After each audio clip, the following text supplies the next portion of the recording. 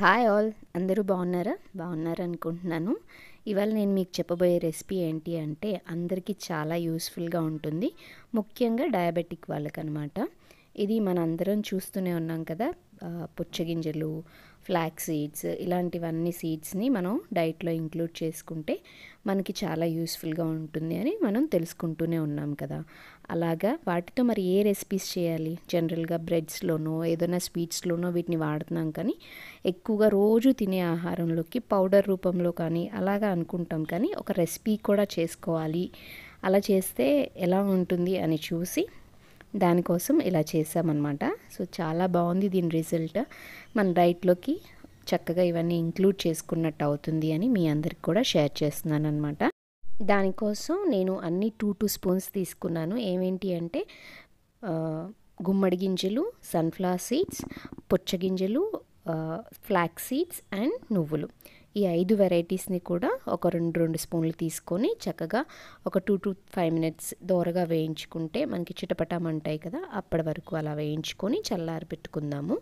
ఈ లోపల మనకు కావాల్సిన మిగతా ఐటమ్స్ లైక్ ఎగ్స్ ఒక 2, ఆనియన్, పచ్చిమిర్చి, కరివేపాకు, కొత్తిమీర వేసుకున్నాను. ఇంకా దీంతోపాటు మీరు క్యారెట్ వేసుకోవచ్చు తురుముకొని, టమాటో కూడా వేసుకోవచ్చు. ఇట్లా మీ ఫేవరెట్ వెజిటేబుల్స్ కూడా ఇంకా ఇంక్లూడ్ చేసుకోవచ్చు అనమాట. సో ఆ వేయించుకున్న గింజలన్నిటినీ మిక్సీ పట్టుకొని కొద్దిగా వాటర్ కూడా వేసి దోసపిండిలాగా మిక్సీ వేసుకోవాలన్నమాట. దాంట్లో ఎగ్స్ అలా మిగతావన్నీ కూడా కలుపుకొని ఒక దోశలాగా వేసుకోవడం. టేస్ట్ ఉండాలి కదా, మరి ఉత్తే అవే అంటే టేస్ట్ ఉండవు కాబట్టి కొద్దిగా సాల్ట్, కారం, పసుపు కూడా వేసుకుంటాము.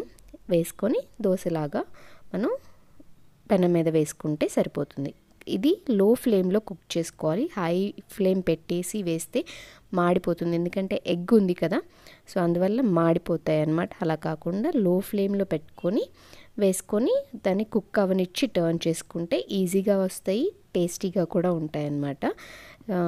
సో ఇవి ఎంత యూస్ఫుల్ అంటే, నేను ఒక డయాబెటిక్ పేషెంట్ దీన్ని తీసుకుంటే ఒక బ్రేక్ఫాస్ట్లో వాళ్ళ షుగర్ లెవెల్స్ మీరు మార్నింగ్ ఫాస్టింగ్ టెస్ట్ చేసుకొని ఇది బ్రేక్ఫాస్ట్లో తీసుకొని షుగర్ ట్యాబ్లెట్ తీసుకోకుండా కూడా మళ్ళీ షుగర్ లెవెల్స్ చెక్ చేసుకుంటే 1 hour తర్వాత ఎటువంటి రైజ్ ఉండదు. ఇంకా ఒక 2-3 పాయింట్స్ తక్కువే చూపిస్తుంది, కానీ రైజ్ మాత్రం అవ్వదు.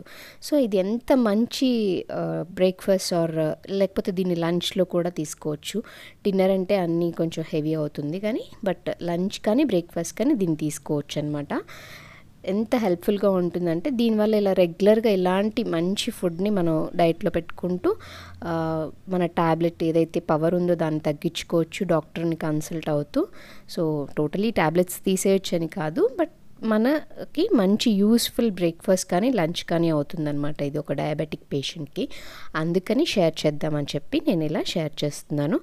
అండ్ పిల్లలకు కూడా ఇది చాలా యూస్ఫుల్. వాళ్ళు ఇష్టంగా తింటారు, ఎందుకంటే ఎగ్ అది ఆమ్లెట్ టేస్ట్ లాగా ఉంటుంది. సో ఈజీగా తింటారు. వాళ్ళకి ఇవన్నీ కూడా వాళ్ళకి కావాల్సిన ప్రోటీన్ కానీ, కాల్షియం కానీ, ఫైబర్ కానీ, మెగ్నీషియం, జింక్ ఇవన్నీ కూడా అందుతాయి అన్నమాట. సో వాళ్ళకి హెల్తీగా ఉంటుంది, వాళ్ళ ఇమ్యూన్ సిస్టమ్ డెవలప్ అవుతుంది. సో దీన్నైతే నేను చట్నీతో, పప్పు వెరైటీస్తో, కూరలతో కూడా టేస్ట్ చేసాము. చాలా బాగుంటుంది. ఎవరి టేస్ట్కి తగ్గట్టు వాళ్ళు దీంతో సైడ్ డిష్ తీసుకోవచ్చు, లేదా ఊరికే అలా తిన్నా కూడా చాలా బాగుంటుంది. పిల్లలు స్నాక్గా కూడా తింటారు. You can even try it. So చాలా టేస్టీగా ఉంటుంది. మీరు ట్రై చేసి తప్పకుండా కామెంట్స్లో చెప్తారనుకుంటున్నాను. మీకు ఈ వీడియో నచ్చితే లైక్ చేసి షేర్ చేయండి, సబ్స్క్రైబ్ చేసుకోండి. Thank you for watching. See you again.